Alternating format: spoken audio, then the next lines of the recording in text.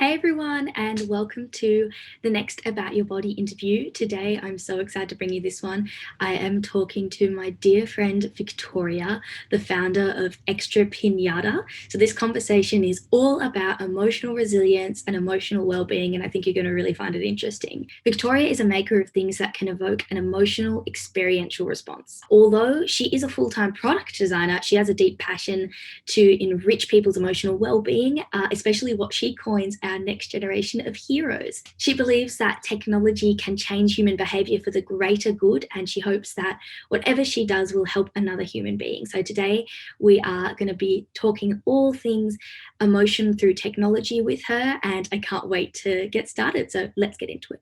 Hello, welcome. Thank you for being here. Thank you for having me. I'm really excited to speaking with you today about emotional well-being. So I'm looking forward. You're welcome. I'm so happy to have a friend that is so uh, dedicated to helping people understand their emotions and dedicated to emotional well-being. And I feel like in this time, especially, like, let's not even talk about how badly 2020 went. We really need people like you. And to see my feed flooded with extra pinata stuff is just like the best. This is a highlight of my day whenever you post anything. So I would Oh, love to just start by just even talking about what you do. Like, what is your mission with extra pinata? well, I see Extra Piñata as just being like a launch pad for me because what I really hope to achieve is to emotionally connect with people and help them go on a deep and meaningful level. I connect with them on a deep and meaningful level. I was like, if I could do anything in the world, the one thing that I would like to is to make an impact within the education system. This has always been a life goal of mine. I want to design courses for children to learn about emotions and making mental health a conversation equally as important as physical health, if not more important, making our new generation more equipped for the wondrous and ambiguous journey that they're about to embark. So yeah, I guess like making emotion the forefront, a conversation that is at the forefront of everyone on an everyday basis.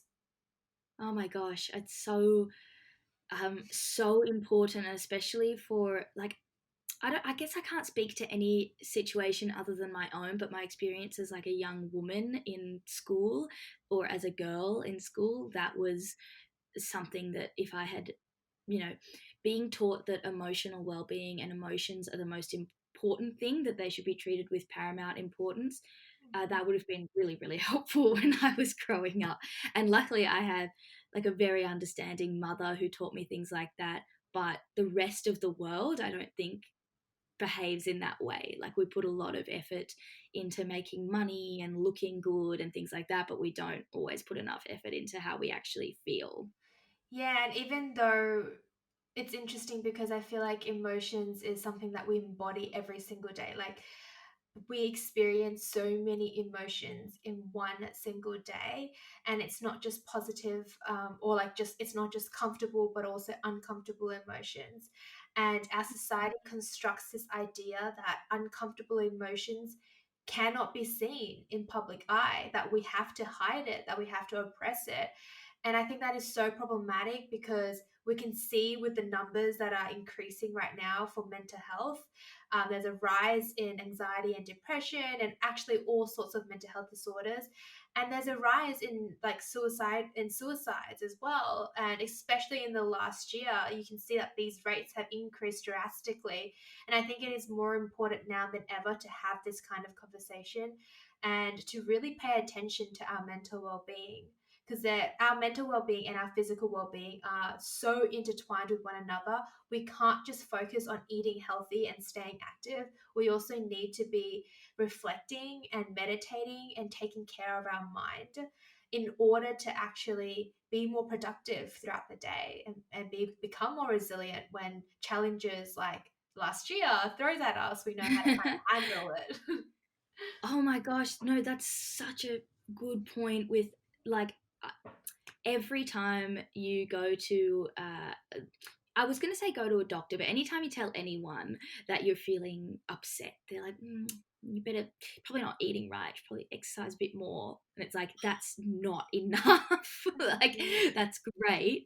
But I mean, that leads into my next question actually. Like, why is it so important to understand our emotions? Like, to talk about them and to understand them. We can sort of do that in an amalgamation. I know that's a big question though. I can go on days about it, That's good. We've got all the time in the world. but in kind of short, I know it's not going to be short, but Yeah. emotions is central to everything we do, hear, see, or say.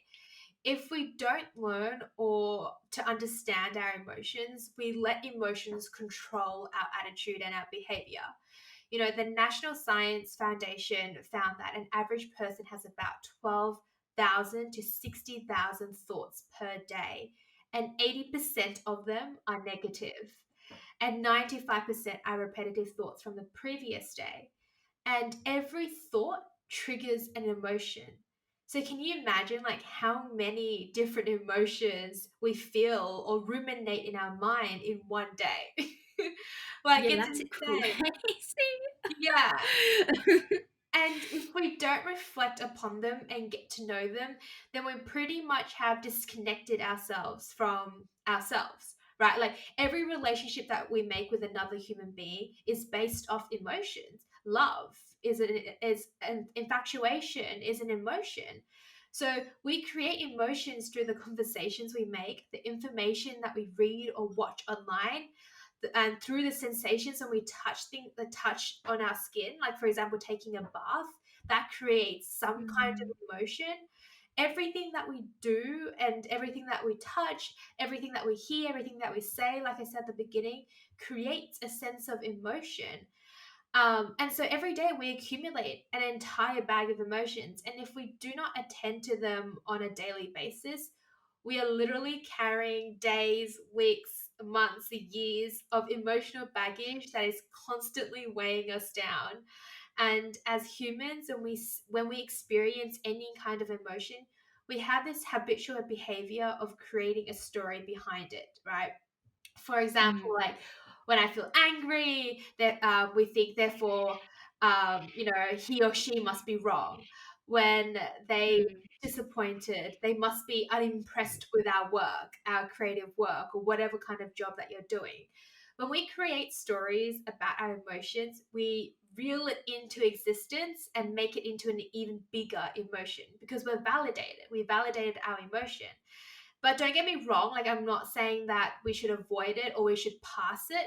We should just let emotions be it. Like let it be an emotion.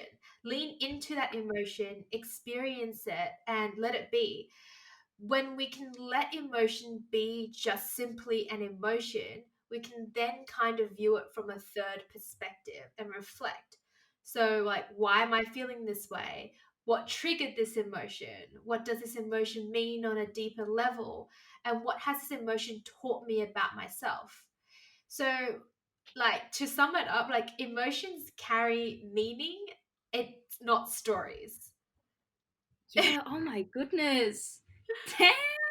I've never thought of it like that at Yeah. all.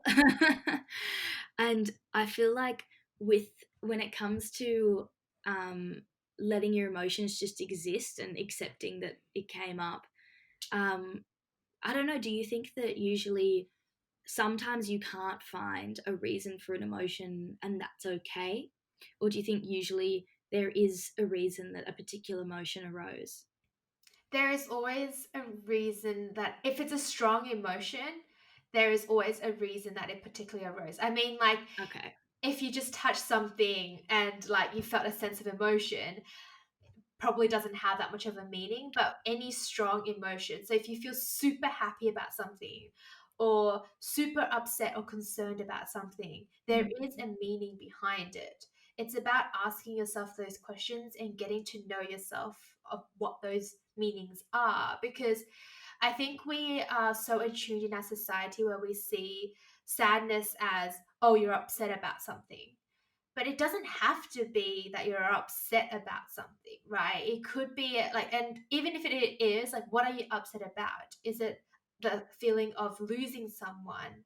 why does that feel bad? Is it because that person had a deeper connection with you and that there is something that you lost, not just the person, but Mm. a relationship or a friendship or some kind of connection that you two, the two of you had bonded, that was broken now, really go into like asking yourself like the five whys, like why do I feel sad, like why does this situation make me feel sad, and really question yourself. And the more you do, it's quite interesting because it really prompts you to create a more meaningful life, I think. And that's how I got to where I want to do what I want to do. I can't say that I got to where I am right now because I don't think I'm there yet, but it really prompted like my direction of where I want to be or become. Yeah, no, yeah, I get what you mean. I was going to ask, like, Victoria and I did the same degree at university, which is visual communication design. So, what prompted you to working, start doing work in education about emotional resilience and emotional well-being, which is like not something at all that we learn about in our degree? It's like it's a very interesting path to take, and I love it. Yeah, I think I've always been curious about people and understanding people's attitude and behavior. Like from a very young age, I loved to study people, and I didn't realize at that time. But what I mean is that I could sit for hours and just staring at another person and observing their mannerisms, like super weird and creepy. Like I would make stories in my head and wonder what the couple might be arguing about and why they move their body when, like, the way they move their body in conflict. I just thought it was so interesting to me as I stare intensely. And in fact, like I often would get in trouble by other people because it was just rude to stare and eavesdrop. Like you don't do that as a culture, as a society. But I was just so curious about the words and body language people choose to use when engaging in any form of interaction that I couldn't help myself. And with that being said, like I wanted to become a psychologist, but I realized that, in high school, that I realized that being a psychologist requires a lot of reading and writing, which I was not excited for at all. And I Mm. was at the same time I was always into design. Like design was my only outlet. Yeah, like creativity, like not design specifically, I guess art was my only outlet to kind of express how I felt, being an only child and someone who had a lot of worked up emotions that I didn't know how to express, and I didn't have anybody to talk to. And so I thought, going into university, I thought design was a really great outlet for me to communicate myself and to kind of communicate how I feel and understand how other people feel. I think advertising was something that I was super interested in because it kind of uses a bit of psychology when you're creating adverts. Yeah. And yeah, and so then after a university, I wanted to continue to work with people because the reason why I chose design wasn't because I was talented or I was really good at illustration. It's because I really wanted to use design to communicate a message to someone or somebody and help someone and to brighten up their day.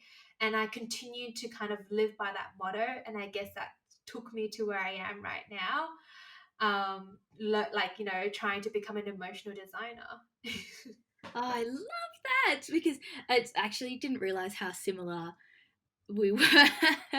Like um so my parents are doctors, and so I was like, oh, I should study medicine, but I knew I didn't want to. I always knew I didn't want to because I was like, that's so much work. Yeah. um and so then I design, well, probably same with me, like art was my like outlet, art and music, but music became for me a chore. Like it was something that I did music for school, and so then I had to keep doing music, and it wasn't something that I kept enjoying. And even now I don't even listen to music that much because it's been like I'm like burnt out from music. um, and so I like would, yeah, design and art was my only outlet. And that's why I've started to do design surrounding women's health, Yeah. because I really want to work in women's health. I really don't want to do a medicine degree, like so it's like the middle ground. And it's so interesting to think about with, um, like, I mean, I know the work that you've produced at uni and outside of uni, and yeah, you have the best brain. Like, I just am in awe of your No. mind. You have a really inspiring mind. You do. Don't say no. Um, and like, it's really interesting to think about with the psychology behind like sales and marketing and advertising and stuff. We don't learn heaps about that in design, but we kind of learn about the psychology behind visual communication. And I think people don't think that those two things are connected. It's like design is just making things look pretty, but it's not. Design is like you can completely change the way somebody um, views an idea or has a perspective on an issue, or yeah, their understanding of what you're communicating by the way you communicate it. So like if I did my drawings, if I did my drawings all in like bright red, they would seem really scary, for example. And so Yeah. that's why I used like a muted pink most of the time. And the interesting thing is that only you know that as I mean, not only you, but as a designer, you know that. And I think Yeah. that's why I wanted to call myself as an emotional designer and not a product designer, because I'm not product centric, I am human centric. And I know that there is a phrase called like human centered design, or not a phrase, a term called human centered design. But I like to call myself an emotional designer because I want to design with people's emotions in mind. I think we often create products without fully understanding users' emotional experience. We are often so focused on meeting their needs or the pain points that we fail to identify the underlying emotion that is attached to the problem. So, for example, a company may identify that people need a product that can help them make better purchasing decisions, for example. But what are the emotions that the consumers are experiencing right now? Is it frustration? Is it anger? Are they shopping because they are bored? Are they stressed? And from then on, like, why are they frustrated? Why are they angry? Why are they bored? Like, when we dive deep into the emotion, we may realize that the problem may not be making better purchasing decisions, but it could be something entirely different.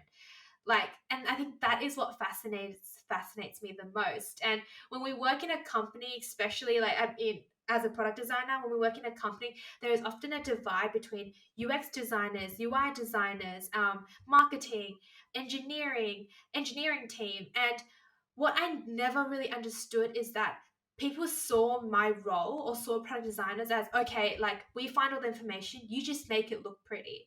And I'm like, no, like we understand, every single mark that we make on our piece of work, every color, every font choice, it has a reason behind it. And in order for me to design well, I need to know like what does the people want? Like what I need to have a connection with the consumer, not just like sit behind a screen and you give me like research data and I'm just gonna like make it look pretty for you. That is not the reason why we design. Oh my gosh, Does it's that make sense? speaking my language. Yes, that sentence. We're so focused on the pain points that we don't even think about, like the underlying emotion. I'm gonna write that down later. It's too late. You've said it now. I'll listen to it in the recording.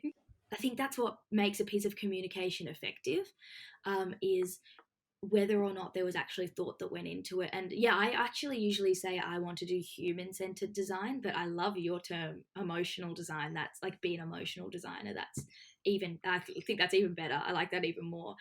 And Yeah. that's why I think that's probably why you're very talented at UX design, like user experience, for people who don't know what UX means. And I think people also usually think of UX as UI, user interface. They're like, oh, that's about making the app look like um, kind of.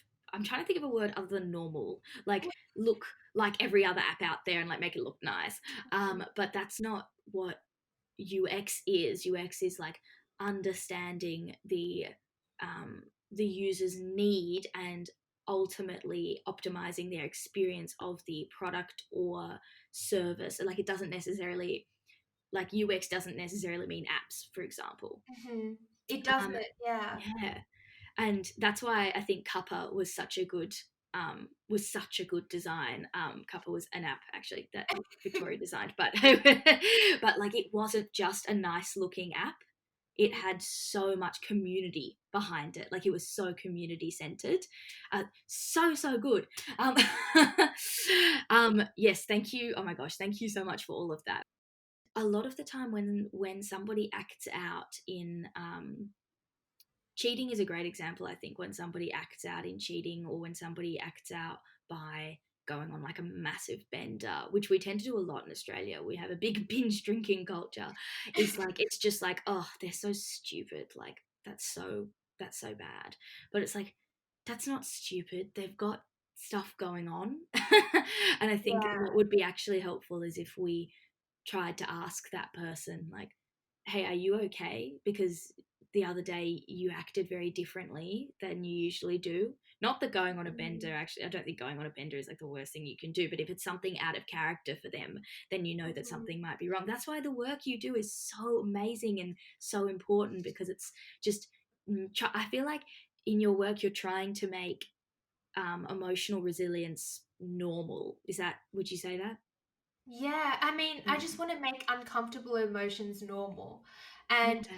I think the other thing, an interesting point that you had brought up was that I have a problem with seeing, I mean, I've always given people the benefit of the doubt, no matter how many times they've hurt me or how many like things that they've done wrong. I Yeah, always give me that too. person the benefit of the doubt, right? And I think that like part of the reason why, like you had said, that when someone cheats on you or when someone goes on a bender, they have a deeper reason why they're doing this. And Mm, as a society, we are so quick on labeling someone as good or bad just by that one data point, that one situation one story that we heard of them. And we don't give anyone we don't give anyone the benefit of the doubt. We just label them as, oh, they cheated, they're bad. That's it. End of yeah, story. wow. And we don't consider why they cheated. Like, why? Like, and really, like, put yourself in their shoe. Like, is it because, like, maybe with their current partner, that sexual desire isn't happening, or or the partner is emotionally, like, unattentive and unavailable for him or her, or Mm, maybe like, what is the reason, like what's the conversations that they're having. You as a third person don't understand what's happening between person A and person B and their relationship. Like, you don't yeah. understand, and so you as an outsider can't just say, just because they cheated, they're a bad person. Like, you Mm, don't know the full story. You really just don't know. And we just can't label someone as bad and good. And maybe that action that they did was bad. It still doesn't mean that you can label them as a bad person. That comes to like a bigger problem that I want to talk about. When I mm, look around the world today and I hear the conversations people are having on social media or a news outlet, it really irritates me and breaks my heart, because our society has become so polarized and divided that the word unity seems to have vanished. It has become a culture where it's us versus them. A mm, society that is constantly blaming the opponent for all the disasters that are happening around the world, when in perspective, we are all acting out of fearful love. And fearful love because we are scared while simultaneously wanting to be loved and to find peace.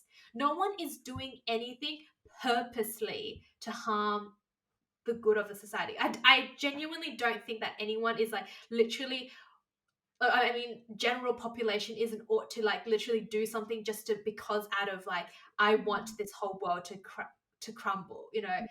They are doing it because they have like a deep value and a reason behind it.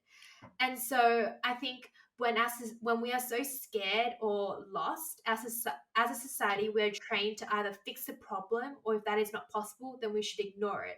For instance, like, oh, you're feeling lonely, a relationship can fix that. Oh, mm, you don't like your nose. Oh, you can go get plastic surgery. That would fix that. Or like, you're feeling stressed or anxious. You have a perfectly tuned distraction in your pocket.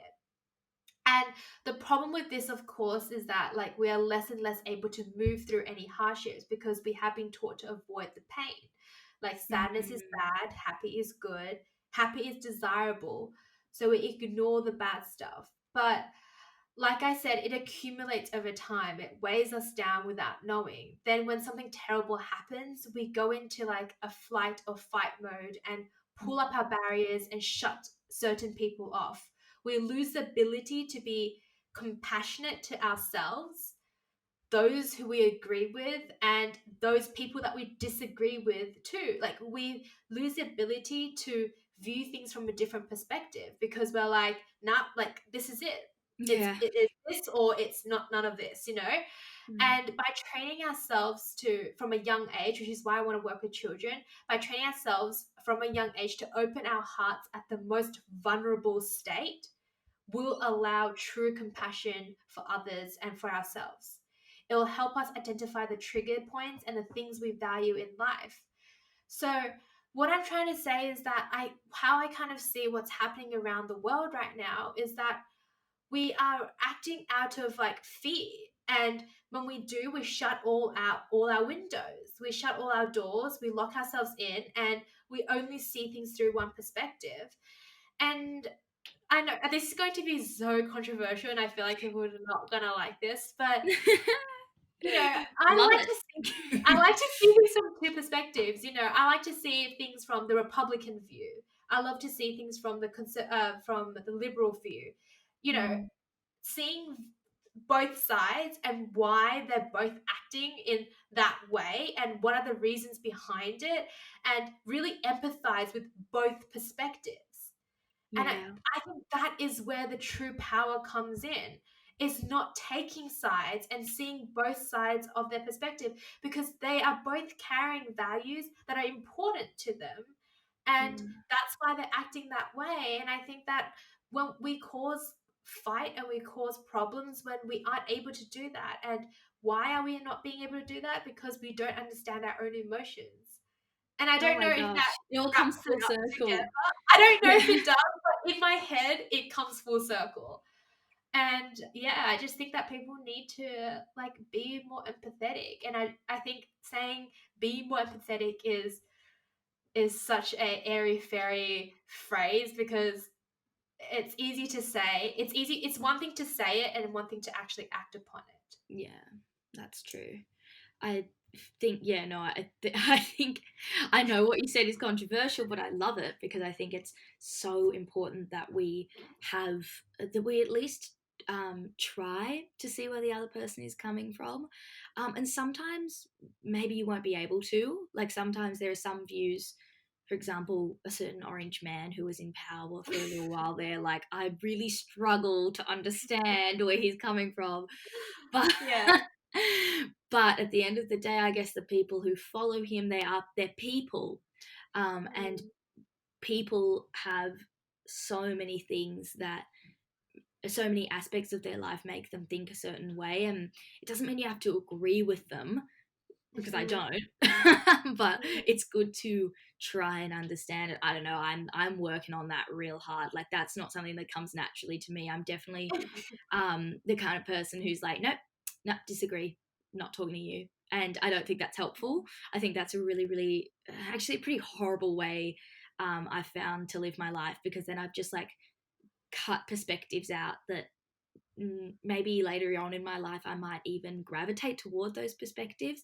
It's kind of like what you said earlier much earlier in the podcast, like basically at at the start of the recording, you said that like we experience. I think did you say 60,000 thoughts a day, between 12 to 60,000? Yeah, Yeah. um, but we're told that the only thoughts that are good, or emotions, sorry, because emotions and thoughts aren't the same thing, right? But Mhm.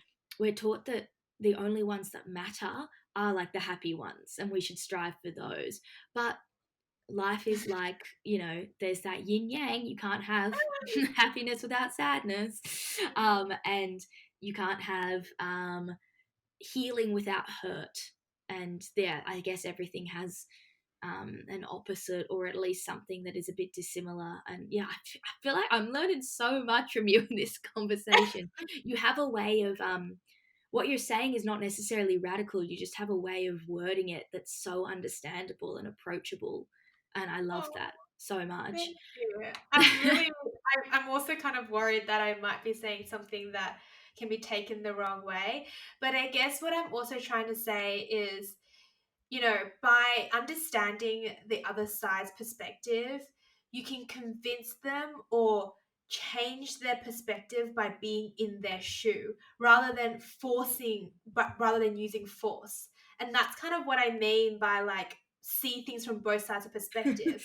You don't necessarily have to agree with like ones like the Republicans or like with Trump, but in order to really change a habit or like change a human behavior or a habit is really by understanding their perspective and then finding the loopholes of how can I change their perspective or how can I not maybe not change them but enlighten them to new opportunities, to new ideas. It's not going to work by just like telling them no, like that's not right, end of conversation. It's not going to work through force. It's also not going to work through ignorant or blocking them. You know what I mean? Like No, the yeah, only yeah, way it's going to work is by having that conversation with them in like a humanistic manner. I don't know if that's even a word, but in a very yeah, human manner, by through showing compassion, like showing them that like I'm just trying to understand you and I want to understand you. And by trying and then by really embodying the the perspective, then you're able to be like, okay, I finally get it. But then why do I feel this way? Maybe it's because X, Y, and Z. That then you can start actually like fixing the problem. I think what I'm saying is that we are so quick on just like shutting the other side, like shutting things that we don't want to hear and not being able to see both sides of the world, both perspectives. And I think that's very toxic when you're not able to kind of do that. Yeah. I think how it relates, yeah, to our conversation in particular is that when you are doing that, which it is really easy to do, I've done that thing where you block someone and you're just like, you're out of my life. And then you're like, oh, that probably wasn't really the right way to react, but I've done it now. And it's like kind of embarrassing to be like, oh, I'll unblock you. Like, and it's not a nice feeling to be blocked because I've been blocked myself. And yeah, like, it's not like I wish that I hadn't done that to other people in the past. So I don't do it anymore. But I think when you do things like that, you are, um, you're doing what you need to do at the time to cope. Like sometimes maybe you're blocking someone because they've said something really hurtful, for example. Mm-hmm. Um, but it is also, I think, often, maybe not always, but often a signifier that you've not that those emotions are like too hard for you to process right now, and you're not in touch with your emotions. And then later on, when you're in touch with your emotions, you possibly might feel differently, or you might not. Like with the example of blocking someone, you might still feel like, no, I needed to block them, and that's good Mm-hmm. because you've thought about it. I think the best example I have a good example of this is when I used to be um, involved in doing the poster design for an organization called Reclaim the Night, the Sydney branch. It was some other young women and I, and it was about ending sexual violence against women and non-binary people. So what I call generally gendered violence. And I posted once this poster and was like, "End gendered violence" with hashtag, I don't know, feminism or something like that. And this random guy who was probably like a little bit older than us, I would have been like 20 at this time. This random guy who was a couple of years older than me, who was clearly identified as a man, commented on it. "Violence isn't gendered; it happens to men too. Hashtag men too." And I almost responded like, oh, fuck off. Like, I'm not here for this, because statistically women and non-binary people, and like, let's not even go into transgender people, that's a whole, the statistics for that are so much worse. But violence against women in particular is so rampant, and the statistics are so horrible. But I realized this guy had probably experienced violence himself, or he wouldn't be having that kind of reaction. And so I sent him this response. I think I honestly probably remember the response word for word. It was basically like, "Hey, at such and such, you're totally right. Violence does happen to anyone. Clearly, it doesn't discriminate based on gender. What I mean when I say violence is gendered is that statistically, women are 20 times more likely to be murdered by their partner than a man is. I'm not sure about that statistic. I made that up on my head, but it's something like that. Um, and so that's what we mean when we say violence is gendered. And I also saw in his bio that he was a Christian, and so I quoted a book from. I quoted a verse from Galatians that says, In Christ there is no male or female, no Jew nor Gentile," like that we are all equal under the eyes of God. And he responded straight away and he said, "Totally get ya. Thanks for clarifying. Cheers." And I was like, I that is love the best. that. That it was the best interaction I've ever had over the internet, ever. Exactly, and that's exactly what I mean, like, I love how you did that, like, instead of, like, telling him to fuck off, which would have triggered his, emotion even more, you had actually put yourself in his shoe and understood, like, he's probably going through something or had gone through something, which is exactly right, and, Yeah. another way of kind of approaching a situation like that is by, asking, yeah, it's by, like, telling that person, like, "Hey, like, you probably said like, probably what you have said didn't mean any harm, but I just want to let you know it sometimes people can interpret it as X, Y, and Z." You know, Yeah, that's so true. like, be like Yeah. give that person a benefit of doubt. Be like, "Hey, like, I know you probably didn't mean to hurt me, but it made me feel a certain way." And let them know, and that's totally fine, and I Yeah. think it's such a better way of approaching it than being like, "That hurt my feelings. I don't need that in my life," like, blah, blah, like, just, like, outright, like, calling Mm. out that person, and a really good example is, like, being late, when you're late, this is something that I read from a book. It's like when they say, like, when you as a person, you're late to an event because of traffic or because of X, Y, and Z, you expect the other person to understand because you're like, I'm trying to get there, like I am running late and like I'm trying all my best ways to get there, right? But when you're early and you're waiting for, like, when you're already at the event and someone that you're waiting for is text you and say that they're late, your immediate thought process is like, "Oh, they're so irresponsible. Like, Ah, they're yes. always late,"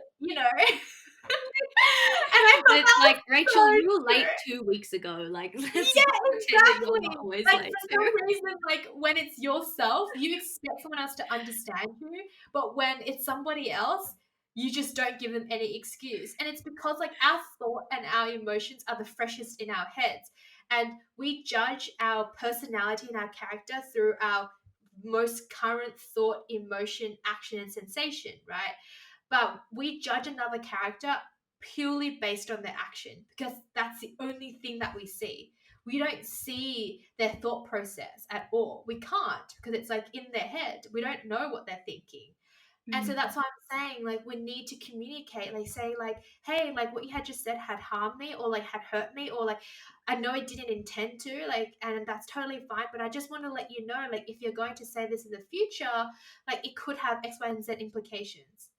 Make it Wow, super yeah. neutral, and it's just such a wonderful, like, such a better way, I guess, of, like, making conversations and having hard conversations with other people.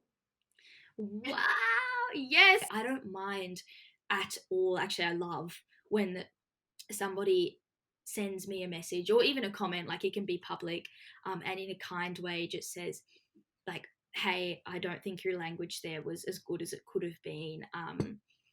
Uh, Maybe next time you could say this, just letting you know, because like that can be construed in a certain way, or that actually hurt my feelings, but you probably didn't know that." Then I'm like, "Oh, I'm so sorry. I didn't mean to hurt your feelings. Thank you so much for bettering me." And I guess, I don't know, maybe it's not for everyone, but for me, life is the purpose of life is to grow as a human. And so that's, you can't do that without your emotions and emotional growth. Yeah. I feel like you can't grow as a person if your emotions don't grow with you. Yeah, and, like, the other thing is that when we feel a certain emotion, like I said, in this podcast, is that we create a story around it, right? Mm. And that we should really drop that story that we create around that emotion, and describe the emotion objectively. Like, describe the Mhm. situation objectively, accept it and understand the situation, and don't intertwine it with all these emotions, because when we do, we literally just like create a bigger situation than it probably has to be. And so, yeah, like, when someone bumped into me and then I feel like when I'm in a supermarket and this lady just walks straight into me and she doesn't turn around and apologize. And I'm like, what on earth? Like, that is so rude. Like, why did she not apologize? Like, why did she bump? She must hate me. Or like on the other hand, you're like, oh my god, like nobody likes me. Even like this random lady on the street like hates me, and why is everyone always bullying me? And we create these stories, right? But it could simply be the fact that this woman had no idea. She walked into you, she was distracted with whatever she's about to do, and she just didn't know. Like, she just didn't feel it as much as you had felt it. It could Mm. literally be as simple as that. But we ruminate it and we create all these thoughts, and which makes these emotions, and it becomes a bigger story than it has to be. Wow. Yeah, no, this is such an important conversation to have. Sometimes I lie in bed just making up stories about my life that haven't happened, and they're bad stories. It's like, oh, this person betrays me. Like, I make up a story in my head. And then I like it'll be like 10 minutes of me ruminating this hatred. And then I'll be like, why was I thinking of that? That didn't even happen. Like, this didn't even happen. Yeah. And I feel like um, worrying or it's not necessarily worrying, but making up those negative stories is just a waste of our precious imagination. Like, our Yeah. minds have the capability to to think of such wonderful things. So I'm not sure why we put so much emphasis on thinking of horrible things, but maybe we would have better emotional stability if we stopped doing that. Yeah, but at the same time, like, oh yeah, this is the other point, that how you were Mm. speaking about earlier about how we should focus on the happy thoughts and not the sad thoughts, or you read somewhere that said we should only focus on the happy thoughts. Oh, I Um, read that we tend to only give emphasis, like, yeah, we only see the happy thoughts as important, whereas the sad thoughts, like, let's just push that aside, yeah, which I and don't think is good. yeah, exactly right.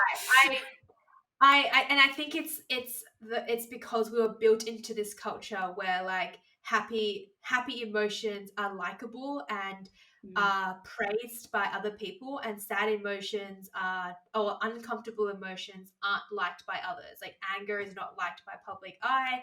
Sadness, you should hide it. Like, no one wants to see you cry. Like, why would you want to make another person sad by making, just because you're sad, why would you want to make another person sad? So you yeah. hide it, right? We hide those emotions. But what I really learned over like the last 2 years is that these uncomfortable emotions are so much more important than the happy emotions. Every time that you felt uncomfortable, every single time that you felt sad or felt lost or felt scared or felt confused, what did you do? You know, like, did you, like, most of us, right, would see opportunities or go apply for a job. If we lost a job, we'll go apply for a job. We Mm, would I don't know, what's another sad situation that's very common, I guess. a If we breakup. Yeah, I was gonna say, exactly, Yeah. if we broke up, we'll seek for friendship, we'll seek for like support from Mhm. other people, right? Every time we felt a low moment, we go out and find opportunities. And so, what I like to think is that discomfort and suffering and pain are an opportunity to learn and to seek for greater things in life. Because when you're happy and you're content, you're not going to like find something new. You're not going to change your trajectory of where you're going at. It's only when you're feeling lost and scared and uncomfortable, right? So whenever you're feeling sad, I like to ask myself, why am I feeling this way? And or whenever I'm scared or feeling lost or feeling purposeless, I like to ask myself that, because Mm, maybe what I'm doing right now isn't being giving me purpose. And so instead of being like, Sigh, I am just stuck in this job and it's not giving me purpose and it's completely meaningless, I go, okay, so what would I want to rather do that would give me purpose? Maybe I have to change my job.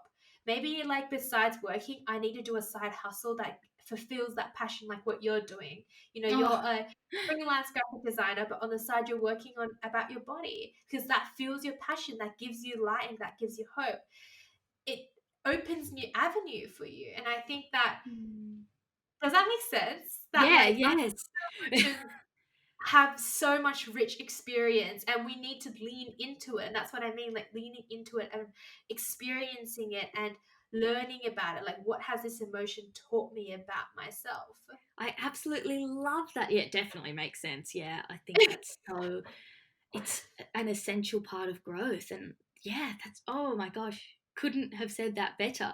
And like, if we want to, if we've recognized, I think during this conversation, that it's really good to get more in touch with your emotions, can you recommend any small changes that we could make to our everyday life to get more in touch with our emotions? Like maybe some actionable tips or a mindset shift, or something like that? Yeah, there's heaps. And I think one of like the most common ones are sleep. Making sure you get Okay. 8 hours of sleep are really important. When you're deprived, you're naturally not as in tune with your emotions and your thought process and your decision making capabilities. Yeah. Um, Reflection, that's an obvious one. And like doing gratitude, like right, like saying like what you're grateful for every single Mm, day is another one. And I think at the end of the day, like these, or like eating healthy, like I said, like and exercising, doing something like a form of creative expression, whether that is dancing or art or painting, or music or singing, like whatever it is, that a form of creative expression that can help you kind of release these emotions is mm. really important. So I guess what I'm trying to say is that no, it's not necessarily the specific activity. So you don't just it's not that you have to reflect, like reflection is the only way to be in tune with emotions. What I'm trying to say is that like we need to find a task that is meaningful to us, that takes us to a state of flow. This means that activities that are both conscious and unconscious, a feeling where time halts, and we are able to kind of perform a task where like we almost lose track of time. And when we're Yeah. in that state, that's when we can really reset, restart, and replenish. So for some people, it's cooking. Like cooking is a form of releasing emotions or being coming back to your center self, and Mm, because it's so creative, it's playful, it takes their time, it takes their mind off what's happening around the world, right? Or what's happening mm. in their current life. For some other people, it's cleaning. Cleaning feels good, and afterwards it feels great because your place is nice, and that gives you that whole expansive feeling where everything is like restarted and refreshed, like I said earlier. Mhm. So finding something that is meaningful to you, it can be anything, and what I would say is that do it at least 10 minutes a day. Okay. Go for a walk, just a walk without any music, no sound, nothing, just walk for 10 minutes. It doesn't have to be like, oh, like, cook a 2-hour meal or dance for 2 hours. Literally, Mm, honestly, like, even if you don't even have time for that, play a song, like any song that you like, a happy song, and just dance like nobody is watching until that song ends. And a song is only like 3 to 5 minutes long. yeah. And tell me how you feel after that. Like, not a sad song, like a happy song, like, and dance your heart out, and Mm, you're going to feel good afterwards. You're not going to feel good. And the other thing I would say is expand your emotional vocabulary. If you only know 4 words like happy, sad, angry, scared, then you can only express them in 4 different ways, right? But if you can separate anger to frustration or annoyance, or like maybe it's like irritation, right? Then you have a different approach to these different subcategories. So expand your emotional vocabulary, learn new emotional words. And I think that's something that I want to kind of like implement into the education system, like into this new education system that I would love to be part of, mm, is helping children expand their emotional vocabulary. Because at the moment, from what I've heard of and spoken to, is that in schools we only teach eight emotional words, like joy, happy, I think sad, angry, scared, fear, shame. I can't remember the last one. Like, there's only eight of them. But Mm. in the world, there's over like 30,000 emotional words to describe an emotion. And can you imagine if you're able to separate them into 30, all your experiences to 30,000 emotions? I think people will experience less depression, which is such a Yeah, common word that we use. Like, I feel depressed, I feel depressed. But what does depressed really mean? Like, which category of depression are you feeling? And yeah. categorize it, separate it, because we see it all into one circle and one lens. And so that's why we feel like our world is in depression. Does that make sense? It But does, I'm also yeah. not saying like those who are like diagnosed with depression. I'm just speaking about people who just use depression as oh, I feel depressed as a way Mm. of expressing themselves. Well, Yeah. I feel like, yeah, no, that's a very good point because it's very, I think a lot of the time the words anxiety and depression, or not anxiety and depression, anxious and depressed are thrown Mhm. around as normal vocabulary, and those are normal words, but but the emotion of anxiety we know doesn't mean that you have um, generalized anxiety disorder. Those things are different. Like you might, Mm, but I hope not because that's not a nice disorder to have. But yeah, no, mm, I totally get everything you're saying. That's so helpful, and I definitely think that with Extra Piñata, you are like I know it's only in the very humble beginnings, and it's got so much potential. Like it could be so big one day. That's the beginning of that education system that you're talking about, I think, because currently we don't have an education system that is focused on emotional resilience and emotional well-being. But by mhm. you bringing this information to the forefront, maybe one day we can. I So that's really hope amazing. so. And I think one final tip is Yes. to say when we feel a certain emotion, instead of saying, I am sad or I am scared or I am angry, try changing that to saying, I feel sad and I feel angry, because Ooh, you are not sadness, you are not anger. You just feel angry at this very moment. And I think just by switching that slight mindset can really help you process emotions and detach it from yourself. that's so helpful. Thank you. That's so helpful. Just these tiny little changes will going to be people will truly see big results in their life. I think if you just change these few things up. As you know, because we often have Zoom calls that go for like 2 hours, just that aren't recorded, just between you and I could talk to you for so long. And it's so wonderful to see just all the amazing things that you're doing. But I'll probably wrap it up here because we're reaching an hour. But I do have a final question for you. Yeah. And you can answer rapid fire or you can answer like think about it, however you want. My Okay. final I'm question is, yeah, what is one thing that you wish you had known about your body when you were younger?